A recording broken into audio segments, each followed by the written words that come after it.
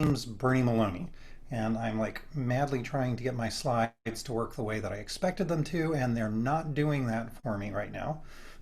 I should have been running that a little bit earlier.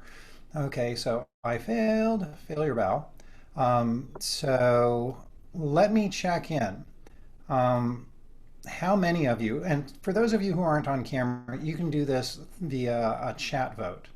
What I would ask you to do though is open up your microphones. So I am going to ask for some additional stuff.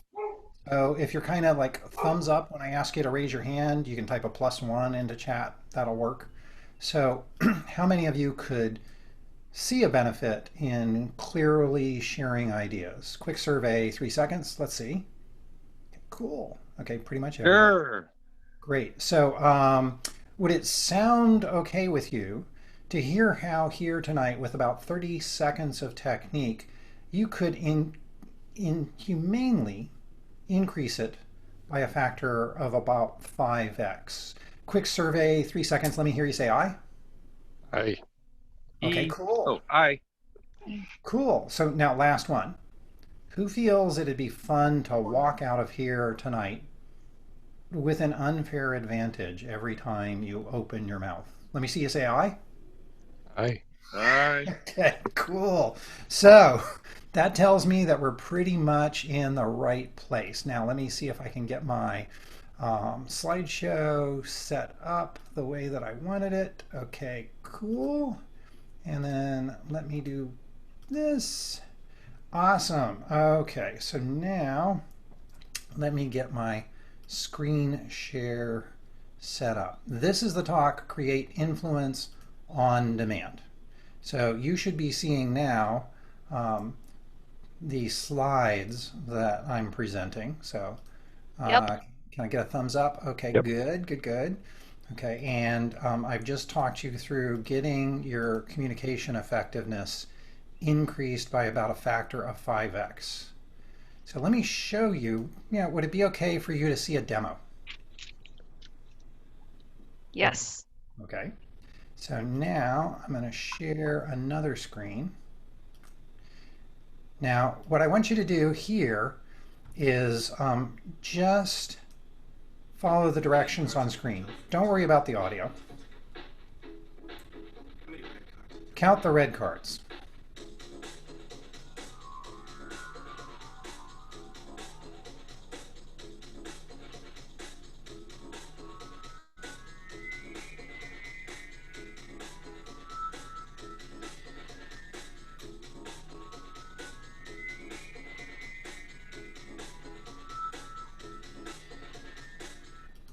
Okay, how many of you got 15? Okay, how many of you saw the hidden message? Okay, only a couple of people. Yes, there was a hidden You message. said 15, congratulations. But did you see the secret message on the back of the cards?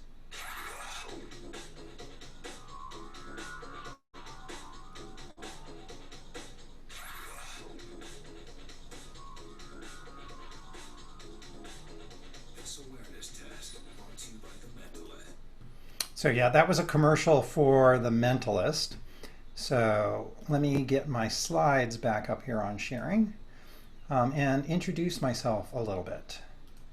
Awesome. Okay, there we go. So my name's Bernie Maloney.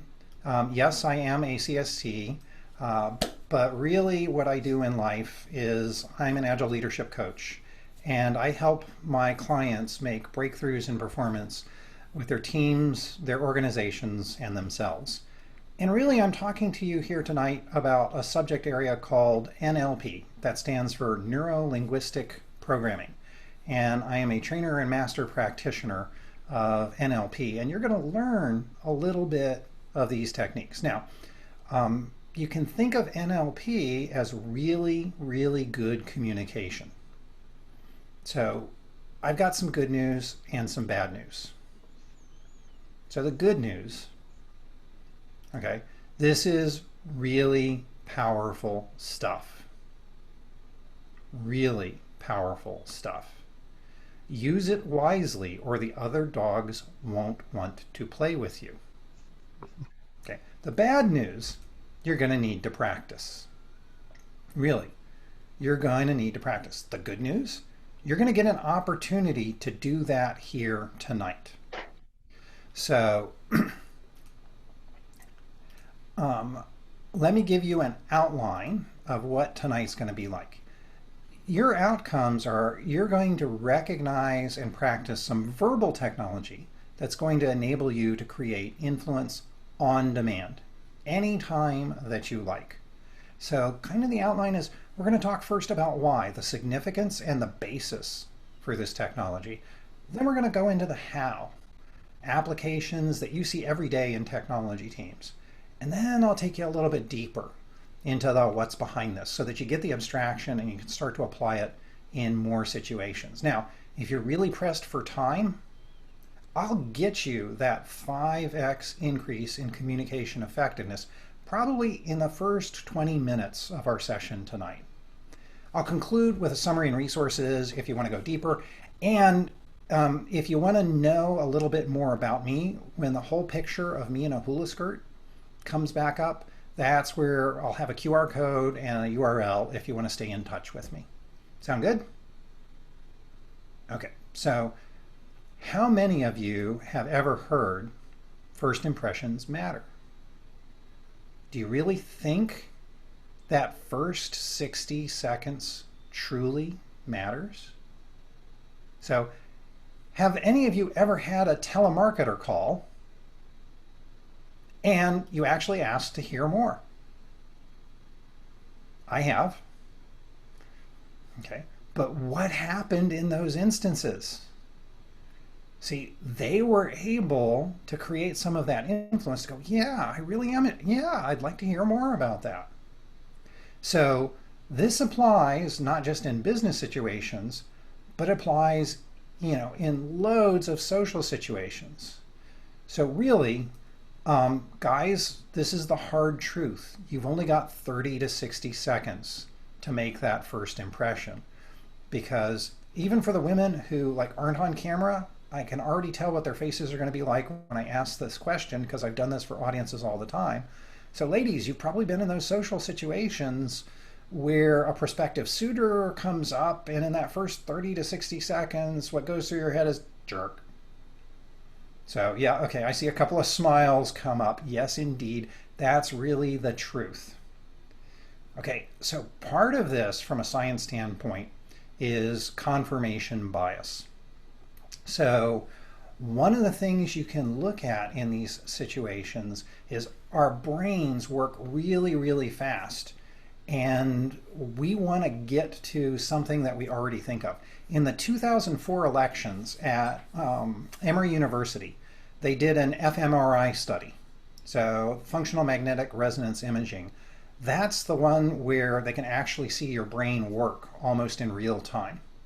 And what they did with their subjects is they took subjects of both political persuasions and they showed them clips of their preferred candidate making contradictory statements.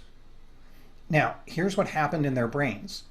The areas associated with emotion were lit up, including conflict resolution. But once they found an interpretation that supported their original position, the brain areas associated with reward and pleasure lit up, leading to a reinforcement of that original position.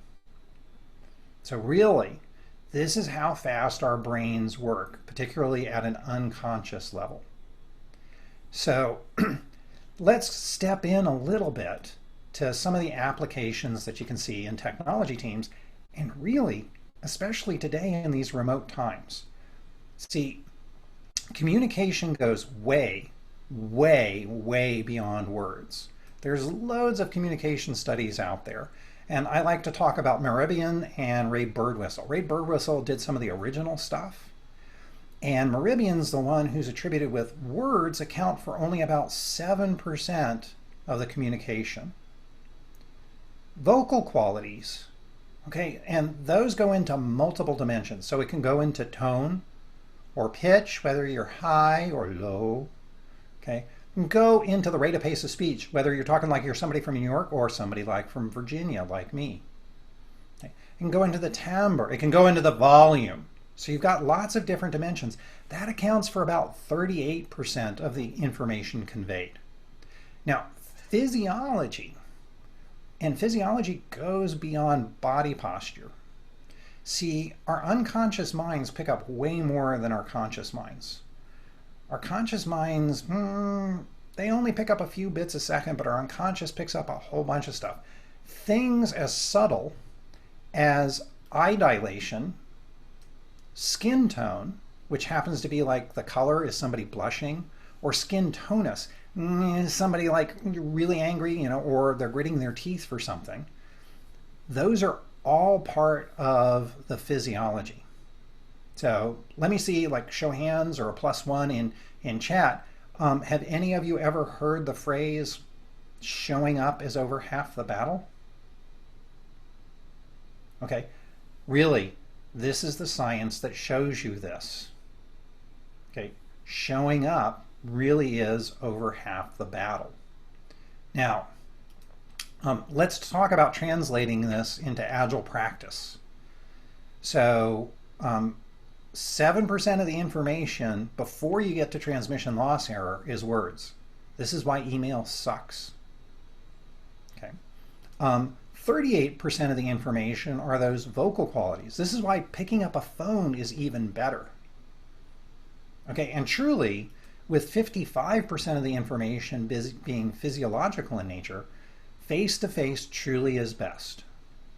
So if there was ever any doubt in your mind about why co-located teams are so significant, this is some of the basis in basic communication theory. Now, there's loads of studies out there, but they all show these same basic categories. The percentages may differ a little bit. And remember, this is before transmission loss error. So consider this, in this day and age with COVID, where we're all using video cameras, anytime you're in a session where somebody's camera is off or your camera is off, you're already cutting off over half the information that you potentially could be transmitting before people get a chance to interpret it. So always keep that in mind.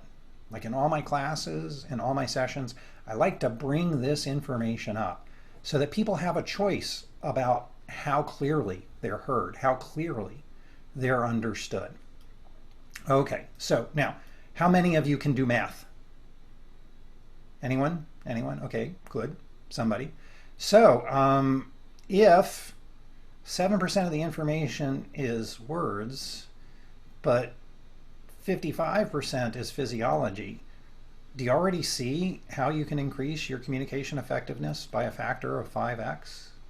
Simply by picking up a phone. Really. That's all you've got to do. Have that conversation. Or is it 10x? Like if you can have a face-to-face meeting. And if I'm wrong, what if your teams only increase their communication effectiveness by half of this factor? Would that have a positive impact on your work, on their work? Yeah, that's the power. Okay, so for those of you who are super time pressed, this is what I promised you, is increase your communication effectiveness by a factor of 5x. Now we're going to start going down the rabbit hole. So now this is where I need to give you a little bit of caution. Use this wisely, or the other dogs won't play with you. Each of the dogs in this picture, I love this one, has power. Terriers are pretty ferocious, or tenacious is actually probably a better word.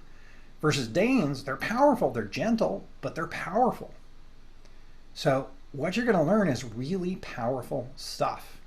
Use it wisely. Even though I'm a trainer of this stuff, it has bitten me in the past. So I've probably cheesed people off at work using this. It's just I'm way more aware of it. So now, here's how we're going to step into this. See, This is about lowering the unconscious barriers, that confirmation bias, and getting ahead of that curve. Now, for those of you on camera, I'm not going to be able to see you, but what I'd like everybody to do, okay, just hold up a fist, and hold up a fist kind of like this, with a curl to your wrist. Okay, now touch the back end and just say to yourself out loud, reptile brain, reptile brain. Okay, that's the amygdala. This is the triune model of the brain. That's the fast twitch muscle fibers, the friend or foe, fight or flight, freeze. And that's some of the fastest stuff to go on in your brain. Okay, so same fist. Okay, now let your fingers fly. This is the middle brain. This is the emotional brain. Say wigging out, or emotional brain. This is what's going on. Okay. So then take your other hand and wrap it around it, okay, and take it off and say thinking brain, thinking brain. So this thinking brain is the mammalian brain. This is where language, logic, and reason exists. This is where loads of engineers hang out. This is where decisions get made. Those fast twitch muscle fibers. Remember that confirmation bias. So what you really want to do is get ahead of those unconscious barriers. And the principle is you want to send unconscious signals that I'm just like you. That I'm just like you. So it's kind of like having your own bobblehead, and people tend to hang out in groups that are just like them. We're all hanging out in a group of Agilists. People tend to live in places where they feel comfortable, often in socioeconomic or ethnic conclaves. Or think of religion. You tend to go to the religious institutions that you're comfortable with. People tend to like people who are just like them. So the key principle to apply here, really to build that rapport and to start to increase that communication, is you want to offer similar patterns to what the other person is doing. Remember, words are only conveying about 7% of the information, and they're really the keys to unlocking how people are representing information. Now that's a whole nother talk about how to use those keys. But tonality and the words, that's about 38% of the overall information. That's what we're going to be practicing with tonight. Now we've got a little bit of physiological, but this is stuff you can use even when you pick up the phone. So what we're going to be doing here is, I've warned you, we're going to have an exercise where I'm going to put you into a breakout room for about 4 minutes with somebody else here on the call to practice what we're about to go through. But before I do that, the way this is going to work is, with your partner, you're going to want to decide early on, okay, who's going to go first and who's going to go second. About halfway through your time box, I'll just send you a broadcast message that says, okay, be sure that you switch so that everybody gets a chance to practice. So whoever is going to be the first partner, okay, you just talk normally. And the other partner is going to attempt to offer you statements and behavior that builds that rapport. So can I get one volunteer just to show their hand up right now? Okay, cool. Michaela. Michaela's hand was up first. So Michaela, just leave your hand up. Okay, Nancy could go too. Okay. Nancy can go too because she did exactly the same thing. So actually, yeah, why don't both of you do it? Yay. Okay. So okay. Yeah, go ahead. Yeah, same hand up. Yep. Okay, so now if you look at the way our hands are up, okay, we're actually matching. So if you can do this in your head, and it's a lot easier in person, if I turn around, I've got my right hand up as Michaela has her right hand up, as Nancy has her right hand up. Awesome. Okay, now keep your hands up. That's called matching, because we matchy matchy. Okay, the alternate is mirroring. No, okay, no, leave your leave the first one up because now I'm a mirror image of what Nancy, Grace, and Michaela are doing. It's like I'm looking in the mirror, okay, is the way that that works. So thanks. If this were in person, it translates a whole lot easier when you see that. So if you can imagine looking in a mirror and seeing the person holding their hand up in front of you, that's mirroring, okay? Versus matching is going to be you're holding exactly the same hand up, and so they may like have their other hand up facing each other. Okay, let me check. Any questions about that concept of mirroring and matching?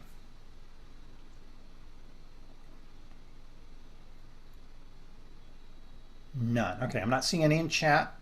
Okay, I'm not seeing. I have one Yes. thing. This Zoom mirror functionality throws a wrench Yeah, into it that. does. It does, which is why I wanted to lead people through the whole idea of mirroring and matching.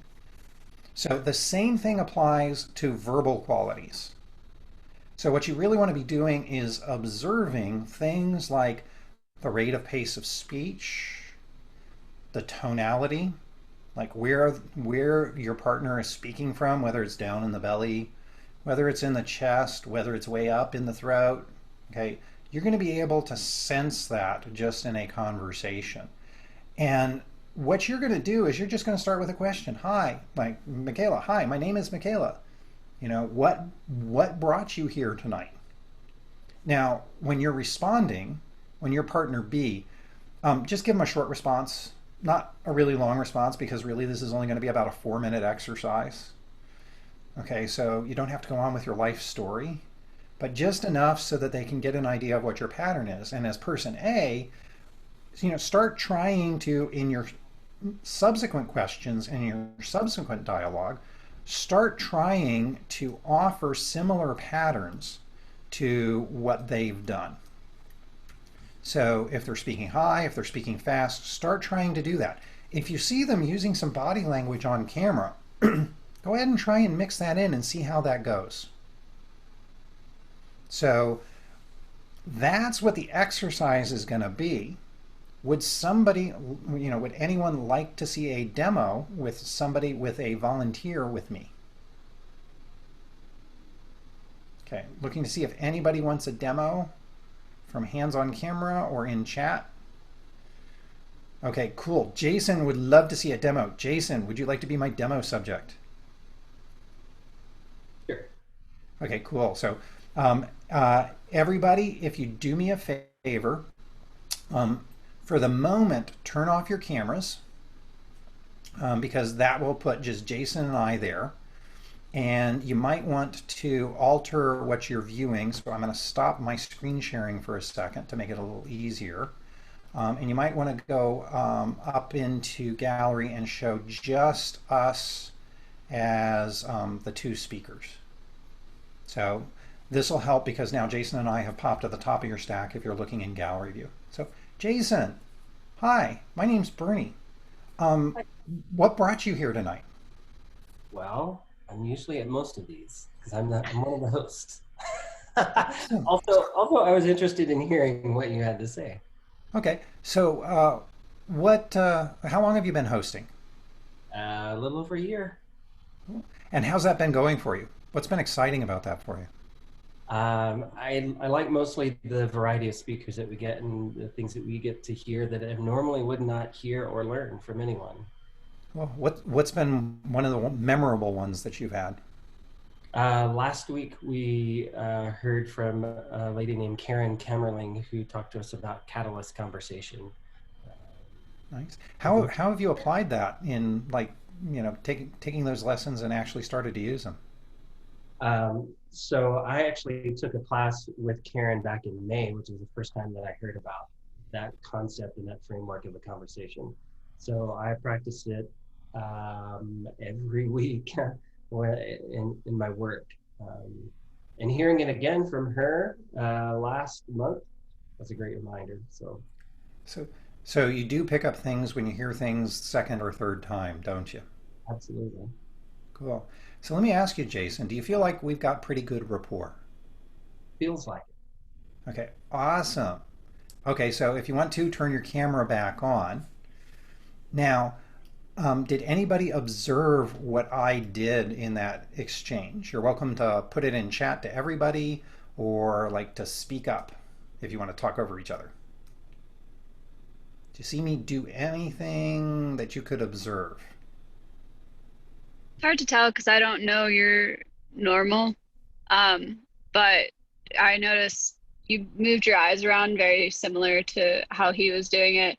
And then again, don't know your normal, but the I noticed you did that one time and Jason did it a couple times, and those are two of the big things I picked up on. Nice. Anybody notice anything else? Your cadence, your how he was speaking, you fell into sort of the pattern that his sort of rate of speech, you were mirroring that. Okay, good. Farah observes, I asked a lot of questions, but I didn't share any info. Yeah, that wasn't being duplicitous, Farah. That was, I'm just trying to get his patterns out so that I could start to do it. And Nancy Grace picked up one of them. Yeah, once I got in a sense, and Jason, you and I are already like at a level where we had rapport because I came online ahead of time, but we don't know each other enough. I haven't talked to you as much as I have to Brandon. And I did have to make some very subtle changes that went on. But I was just picking up patterns. Did anybody notice at one point Jason did this kind of weave back on camera? And then I did a weave back on camera. And then I did a little bit of emotion and he did a little bit of emotion. Anybody notice that? So let me ask, Jason, did you notice me changing my speech patterns at any time? I did not notice the speech patterns, but I noticed the movement because I kind of started out up here, right, leaning forward into the conversation. And then there was a point, I forget what question you asked, but obviously something changed and I kind of leaned back. And I did notice that physical. Right. Okay, so that was my shift in speech patterns was I downshifted a little bit from the rate of pace of speech that I was delivering the talk at. Okay. And when I observed Jason was a little bit, it's called low and slow in NLP terms. So Jason, are you picking up what I'm putting down? I'm smelling what you're stepping in. Cool. Okay. Awesome. So you getting a feel for this? Yeah. Okay, good. So Jason knows what I'm doing because he's been exposed to a little bit of NLP. But have you ever been tested, Jason, for what your primary representational system is? Oh, that sounds very familiar. Are you a kinesthetic, an auditory, or a visual? Kinesthetic and auditory. Okay, and that's what I thought because he's low and slow in his speech. So that's typically a characteristic of somebody. Jason, in the way that he represents speech, so this is some of the key words. Jason probably likes to get a feel for things, which is why I said, are you picking up what I'm putting down? Okay, are you getting a feel for this? You know, do you have a handle on it?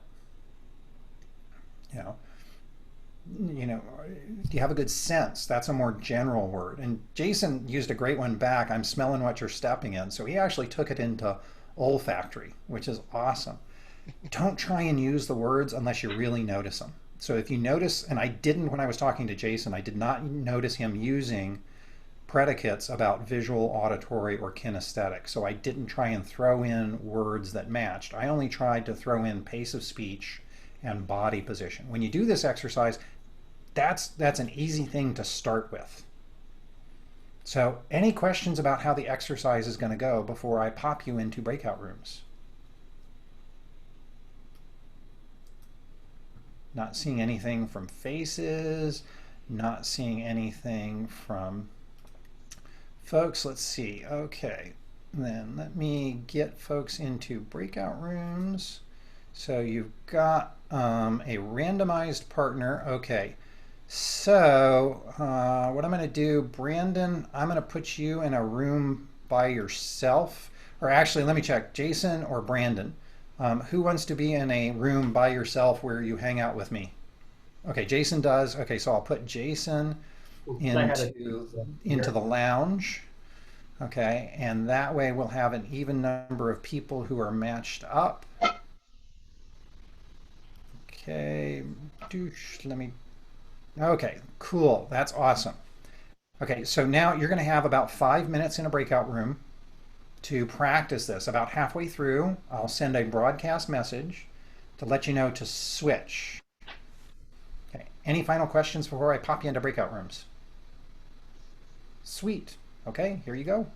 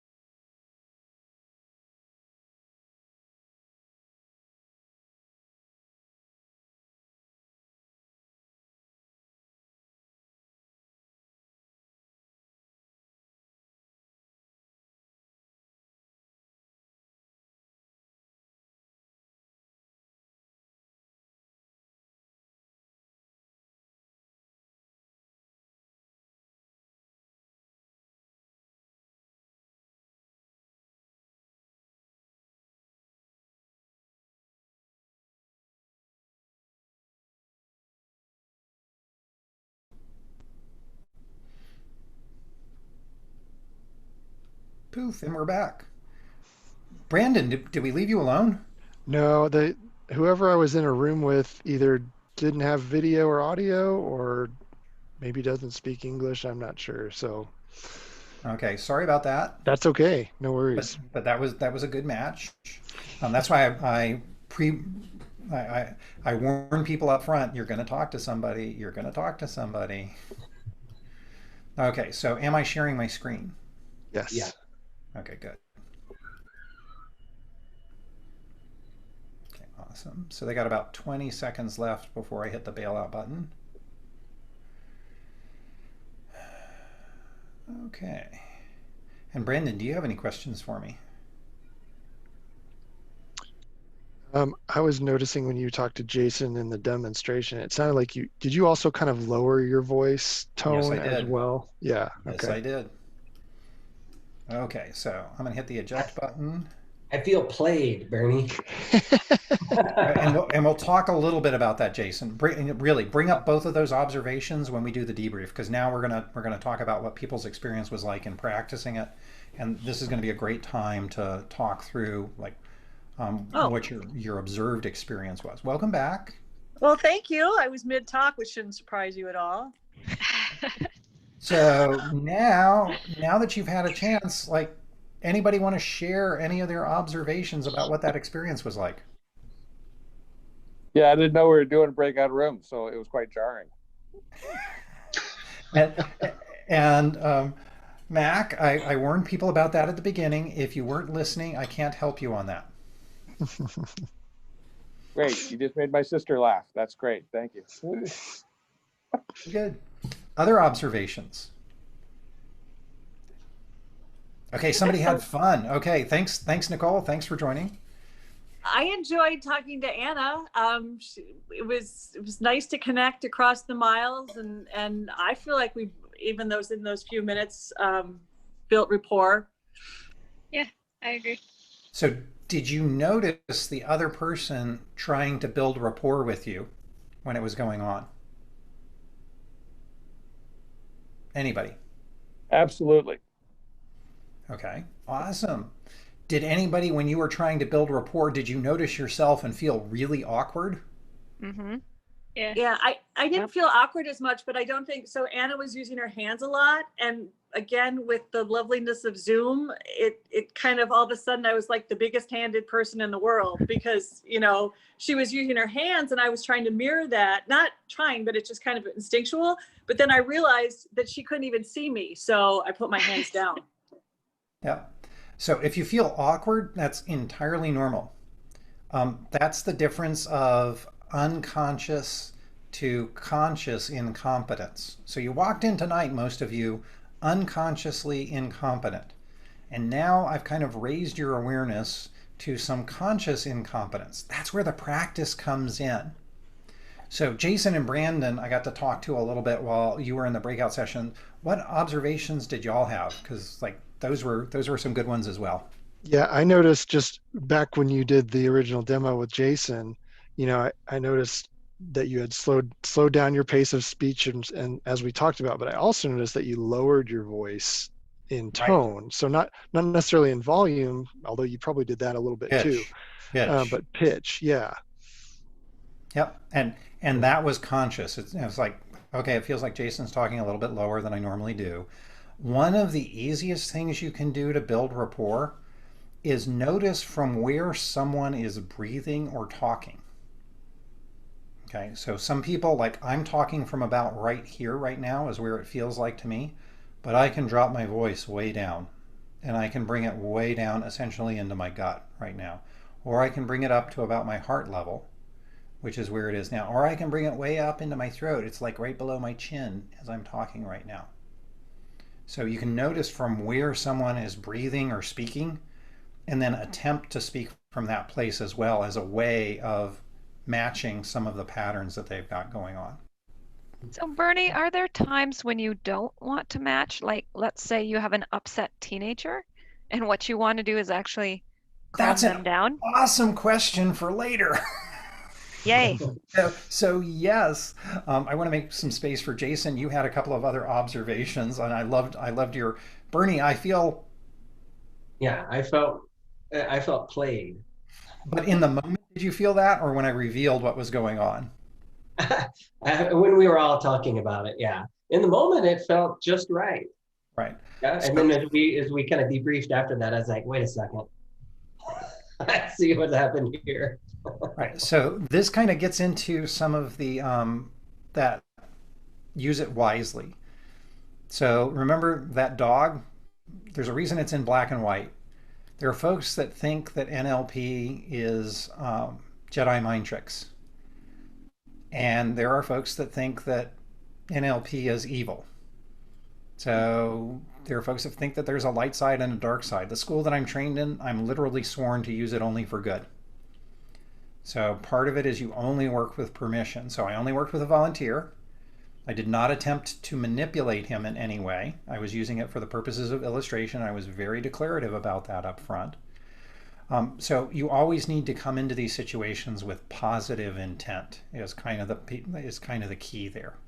So that's why I feel congruent. I feel very integral for having done this versus having played Jason. Cool. Anybody have any other observations? Okay. Maybe more of a question, Bernie. Is it like, how hard is it to overdo it with this stuff to where the other person would actually notice and you're like, why are Awesome you copying question. me? You know? Awesome question. So let me get you a little bit deeper in.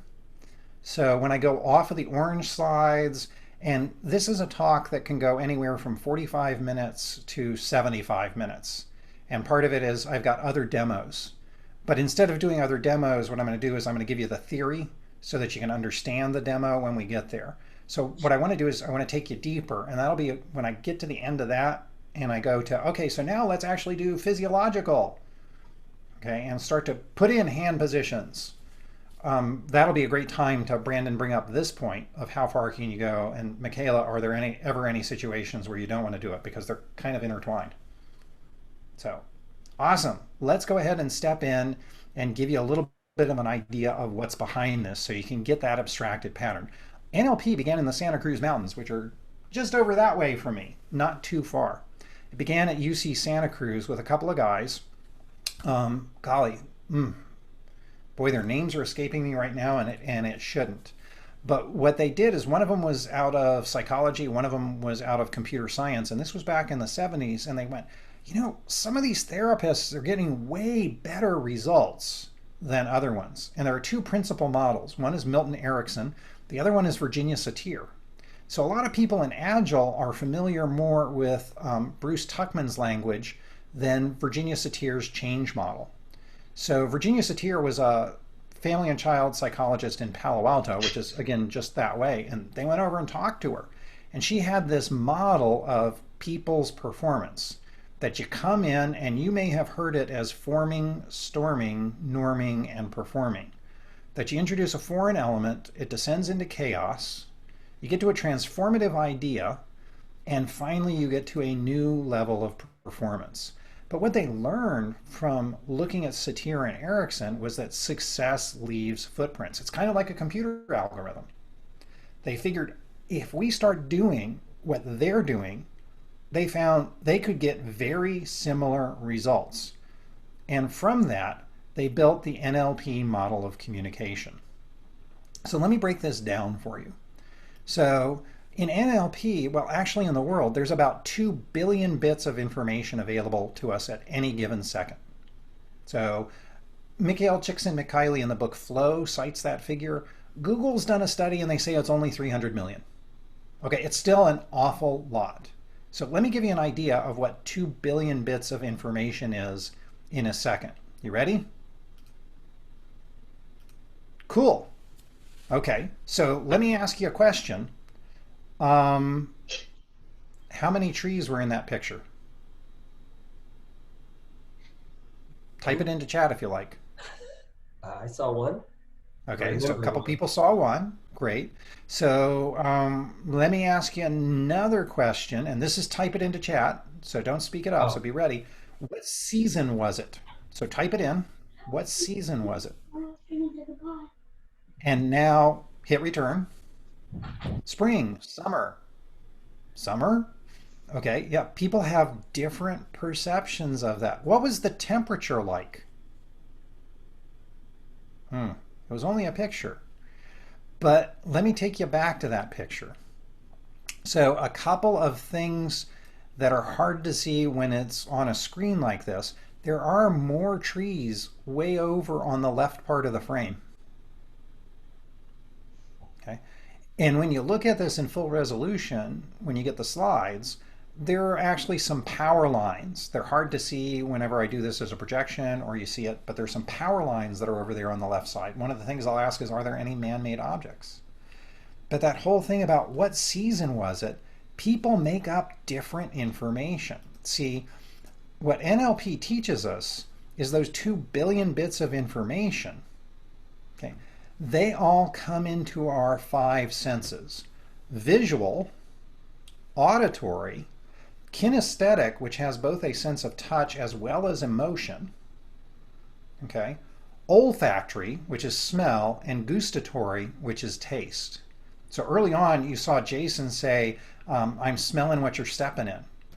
So that was actually a olfactory kinesthetic synesthesia, where he used both of those, which is a pretty sophisticated technique. So what NLP teaches is all information comes to us through our 5 senses. So everybody uses all 5 senses, but they typically have one way of representing the world that's predominant. Now, as a percentage basis, most people are visual, about 60% of the population, and this stuff doesn't add up, so don't try to make it add up to 100. About 60% of the population is visual. About 30% of the population is auditory tonal, that they listen to this stuff. A lot of engineers are what's called auditory digital, where they're focused on the specific concrete information that's there. Okay. Then there's kinesthetic, which is about 10% of the population. If you've got kids that are really good at sports and really good at school, probably a high percentage of the time they're kinesthetic and they relate to the world in terms of sense or touch or movement. Olfactories and gustatories, you can think of these as parfumiers and chefs. So less than 10% of the population, and for the purposes of NLP, they pretty much get put to the side because they're such a rarity. And so you can typically talk in terms of visual, auditory, and kinesthetic. Okay, so all information comes to us through our 5 senses, but what happens is our conscious mind only processes about 124 to 134 bits a second. And it does it in groups of 7 plus or minus 2 that in NLP are called chunks. That look familiar to any Agilists here? This is where, between the SATIR curve, which I got shown in my first Agile course, and the 7 plus or minus 2 of teams at the time 10 years ago, my mind got blown and I went, oh my gosh, this stuff is talking about the same stuff. And that whole, if you can find success and you can language it, you can duplicate it, I realized, oh my gosh, Agile has the language for that success that we had at HP. Oh my gosh, I've got to have this stuff. Okay, so let me show you what that 132-bit looks like compared to that picture. That's it. That's what your conscious mind is typically picking up. Yes, it's like a little white dot in a big dark field, versus your unconscious mind is picking up all the rest of the stuff. Now, there are ways that you can train yourself to pick up more of that information over time. And that's stuff that I teach when I teach a meditation out of Hawaii that's called Ho'oponopono. I also teach it to some of my students in my Agile classes because it helps learning. When I coach someone for being a big room speaker, I teach them that meditation as well because it's open eye and it actually increases your awareness to the point where the first time I gave this talk at an Agile conference, it was to a room of 200 people at Agile 2015, and I could see eyes blink in the back of the room. So you can actually open your awareness up. See, our conscious mind processes those 134 bits in chunks of 7 plus or minus 2. What happens to most people is the rest of it gets deleted, distorted, or generalized. So like one of the ways of generalize is like, what was the temperature in that picture? Okay. A distortion, let's say you at some point you got bit by a small dog, and so now you were afraid of dogs. So, well, you're distorting everything to mean all dogs are going to bite me. I'm afraid of them. Versus, it's really just a small dog, probably harmless. Okay. And deleting is you just omit it. You don't pay attention to it. Like, has anybody noticed what the light is in my room?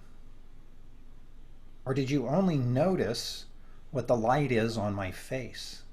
Or did you even notice it at all? Because, it's good enough.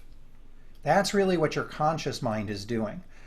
And this is what's going on in that whole rapport thing. See, the whole time, that unconscious programming is running in the background going, friend or foe, fight or flight, friend or foe. And by sending those signals of I'm just like you get ahead of those fast twitch muscle fibers, and you're sending unconsciously some of those patterns, some of that embedded information like the back of the cards, to say to that person, I'm just like you, so that they'll listen to you a little bit more. Okay, so now that kind of gives you the overall theory.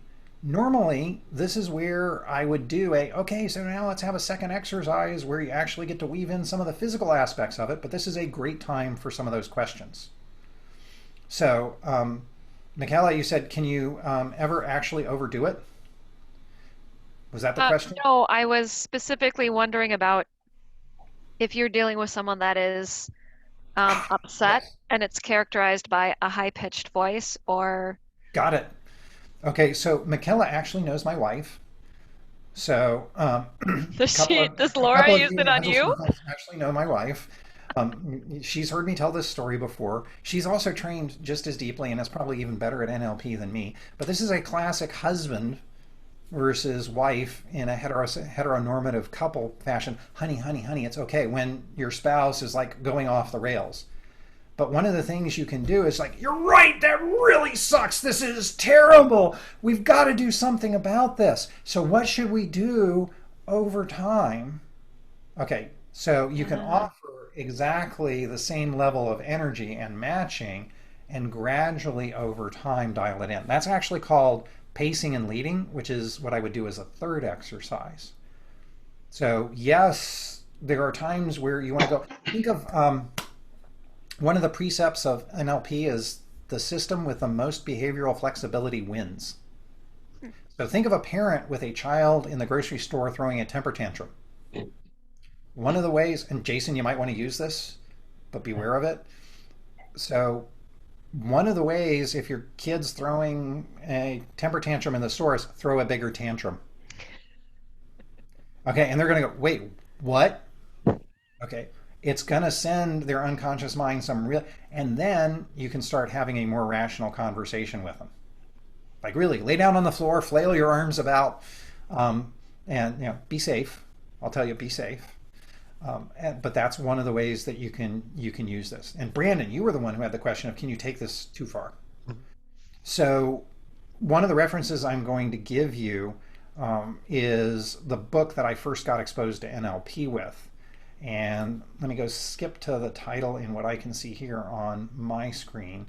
It's called Instant Rapport by Michael Brooks. It's a really good book. It's old. You can find it in the library. You don't need to go buy it. And one of the things he talks about is when he first came across this, he was on a date with his girlfriend, and he did mirroring and matching. Like she'd move her water glass, he'd move his fork. She'd adjust something on the table, he'd adjust something else. To the point where at one point she went, "What are you doing?" So you can take it too far, Brandon, yes.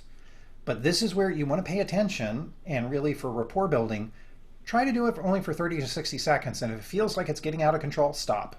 Just go back to whatever your normal is. That's one of the ways that it can kind of go off the rails on you. Farah, what's up? Bernie, I have a question because I think I'm going to go back to a comment that Jason had made about I got played. I'm uncomfortable hearing all of this right now, to be honest with you, because it does seem to be somewhat cold-blooded and unnatural, and I would be concerned that someone is perceiving me as being manipulative versus actual, and I think this is aligning to don't go too far.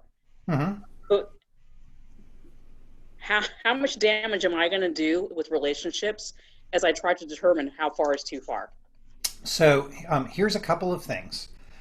When I give this talk in person, I'll tell people one of the things you want to do. Remember, I said practice. Yes.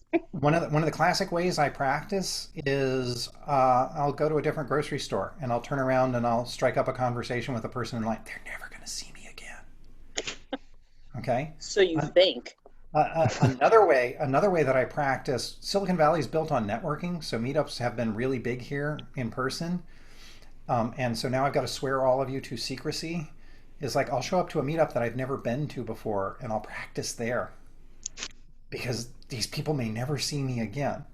I'm not being manipulative. I'm just practicing my own skill at can I build rapport? And for me, it's like I can actually feel it. Like I waited until I felt it and I felt it and I felt it again before I stopped and I said, Jason, does it feel like we're in rapport? And then he said, yes. And it's like, that's my only confirmation is when I actually get signals back from the other person and I asked for an explicit one there.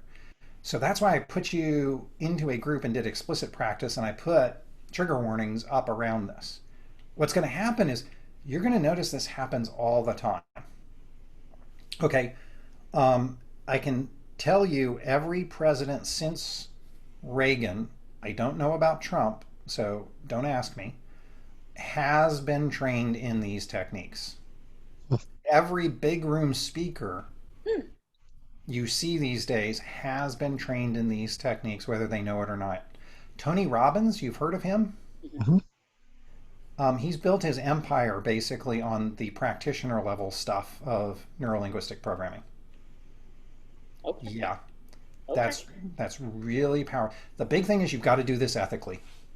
Yeah. You've got to come in with positive intent, and I'm literally sworn to it. So I come in with positive intent. That's why I put up trigger warnings around talks like this so folks know about it. I actually know the people who trained Obama. So I suspect I know who it is, but the people I know who it is won't tell me. Cool. Okay. Other questions before I give you a couple of other little patterns? Just a comment. Go into it with a warm heart. Very, very good. Yes. That's a very good way of doing it. Agilists are pretty good about this, particularly if you consider spiral dynamics and if you think you're around level 6. If you go into it with that positive intent, warm heart's a great way of phrasing it, Brandon. You'll do okay. And practice little bits, like do 2 or 3 minutes. Farrah, you have kids? I don't have kids. Well, you got a spouse? You can practice on my kid, Farrah. Yeah. No.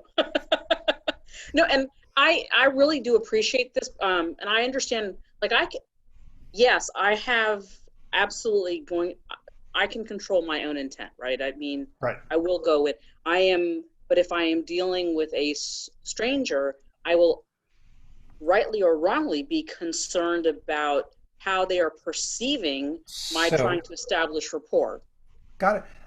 So think back to your experience. Did you notice the other person trying to do it so much? Did you notice, really blatantly, me doing it with Jason? A little bit. Right, but part of that is because you came into this aware of it. Yeah. Honestly, this stuff goes on unconsciously all the time. And that's where I think it feels so natural. And so now that I'm having to think about it, it's really kind of messing with my head a little bit. Right. So I've taken it out of unconscious. I've brought it conscious. It feels unnatural. Yep. Now this is the practice. You go to conscious competence. You start practicing it until you get to unconscious incompetence or unconscious competence. I got you. So you can also do mirroring and matching physically, where you start to layer in body positions. And if we did that exercise, I'd pause for insights. Now, have you ever heard that you only use 2 or 5 or 10% of your brain? Anyone? Yep. See some heads nod. That's kind of the difference between the conscious and the unconscious mind. And one of the things I like to say is because people aren't using their brains, I do like to take them out and play with them from time to time, but I do it with positive intent. Okay. If you're not going to make use of it, let's have a little fun. Now, I've already mentioned pacing and leading. So pacing and leading is where you saw me do this a little with Jason, where I shifted my body position. So it's where you think you're into rapport, you start to set a new pattern. And then if the other person follows, you've paced. Now that they're following, you're leading. Okay. And that's truly the only valid signal of rapport. In Jason's case, I felt it, and I stopped and asked him this consciously. Now, I've used this when I first learned it. I had gone out of that PC division in HP into a TV division at HP, where the management changed, the initial management, and they knew me from my PC days, so I had street cred. The new management had no idea who I was. They brought in a new VP, and I walked up to a hallway conversation where he was having a conversation with somebody else. So think of the classic triad in coaching. I was in position 3 observing it. And I went, okay, I'm going to consciously start mirroring and matching this person of influence using physiology. So I did that to build some rapport as a little bit of practice. That division folded right before the last recession, and he had moved on to another division. He came down across 3 floors 3 times to leave a note on my desk saying, please come talk to me. And he wanted to tell me face to face, your interests are probably best served by leaving HP at this point. So somebody in positional power, I built that much rapport with them that they took that time and that care out of their day to leave me that word. That's kind of the power of this. So that says that I probably paced and led him pretty well. So you can do this as well. Somebody here, when I was early on asking, can you see clearly a benefit, or can you see a clear benefit in communicating more clearly? I think that's the way that I phrased it. And then I said, who here would like to hear how you can increase it by a factor of 5x in 30 seconds or less? And then I said, who here would like to walk out of here tonight with an unfair advantage every time they open their mouth? And I asked for hand raises. The last time I said is, let me see you say I, which is a visual kinesthetic synesthesia.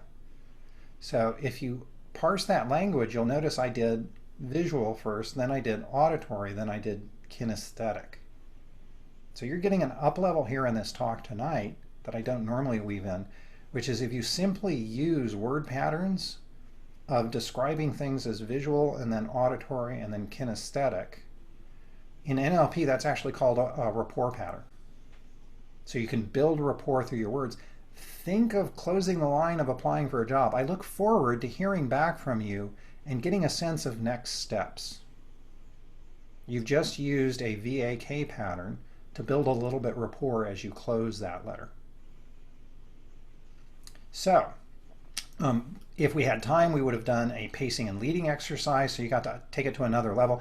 Farah, this is the one that you're going to want to pay attention to, because you can also use this to break rapport.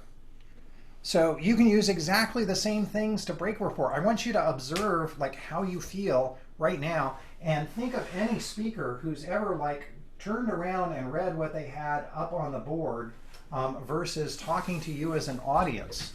Did that feel a little uncomfortable? Almost every federal client I have had in my entire career has done that. Cool. That's a way of breaking rapport. So there's loads of things you can do to break rapport. A classic one is somebody doing this. Oh, yeah. And you don't even have to have a watch on your wrist to do it. You're sending a subtle signal of, okay, we're kind of running out of time, which we are. So there's loads of ways of breaking rapport just by shifting your body position. So Farah, if you ever feel uncomfortable, okay, start breaking rapport in that situation. Okay. Yeah. Sweet. Okay, so now I'm going to bring it home. So if we had time, you'd have had practice to mismatch. But now let me give you a summary to kind of wind things up. So there's typically two types of people who attend my talks. Okay, there's those of you who took very careful notes. I've seen some of you doing that.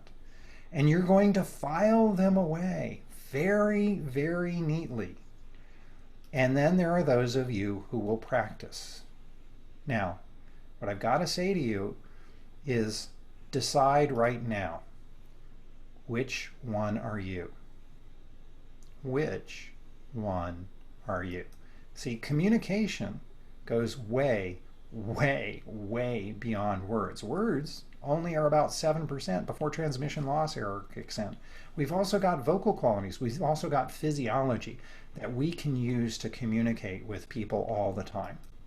And building rapport lowers those unconscious barriers to greater communication. It opens a new gateway. And one of the simplest things that you can do is pick up the telephone and just start using verbal mirroring and matching. Or particularly in this day of teleconferences, turn your camera on. Give people the opportunity to see what's going on for you. You'd be surprised what people can pick up. Like, I love it when I've got students who are on camera because I can tell when they get my jokes or when I'm being really boring and I need to shift what I'm doing. Okay, so for those of you who want to go super deep, okay, Bandler and Grinder, these are the two guys that actually created NLP. And the classic book is called Frogs into Princes. I have never read it. It is full of math. It put me to sleep the times that I have checked it out from the library. I have a copy over in my wife's office. I've never read it.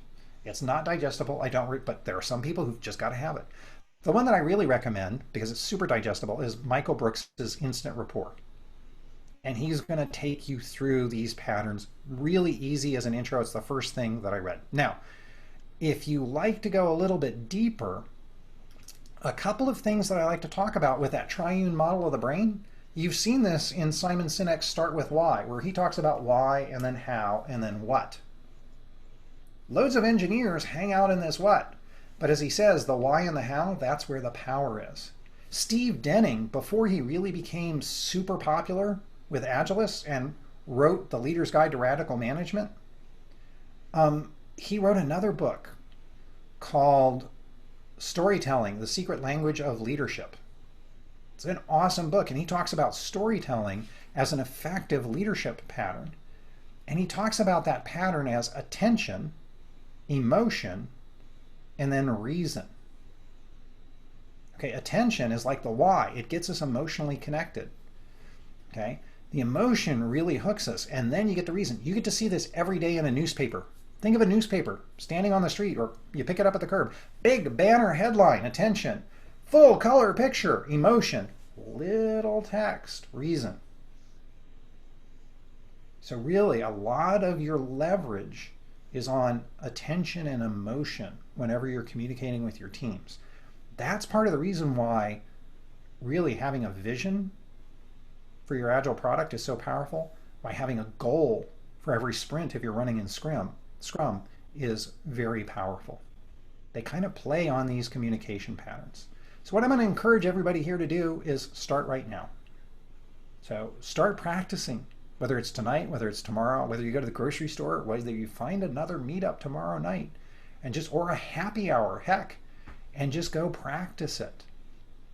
So if you'd like to keep in touch with me, you can either pick up your phone, and if it's an iPhone, turn on the camera and shoot this QR code, or you can remember the URL bit.ly/contactbernie. You don't even have to capitalize it.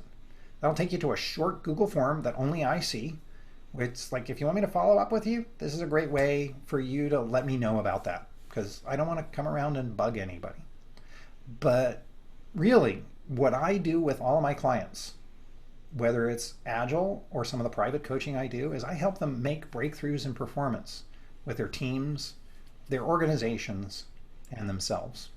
And with that, I kind of like to thank you for your time and attention here tonight. What I'll tell you is use it wisely.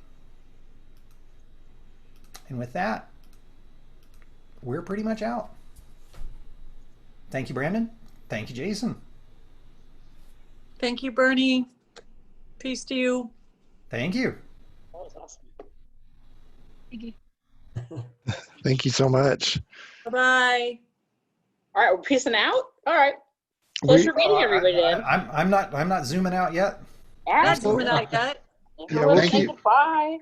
we'll keep the room open. We keep the room open up until 7:30 at the latest. So if you guys want to continue to chat or whatever, feel free. And I'm going to go ahead and stop the recording.